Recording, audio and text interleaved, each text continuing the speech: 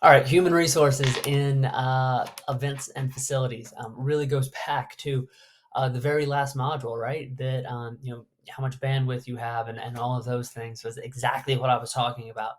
That structure is very, very important.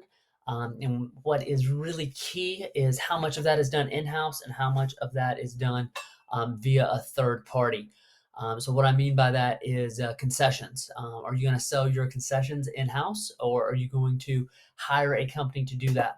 If you're a high school and you've got parents who want to do that and go to the Sam's Club or the Costco and buy the snacks and the drinks and sell that, you can probably do that.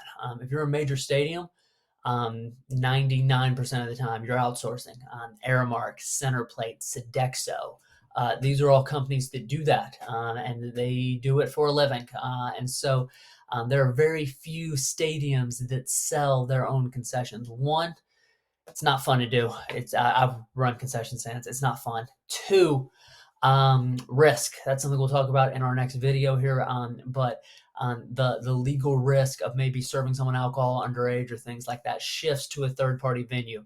Janitorial is another one. Janitorial is hard to manage. A lot of turnover. Obviously, that's not glamorous work, and the pay is poor. So it's tough to manage janitorial. So a lot of stadiums and venues are going to outsource that as well. Some do it in-house. They have what they call a housekeeping department, but a lot are going to outsource that service.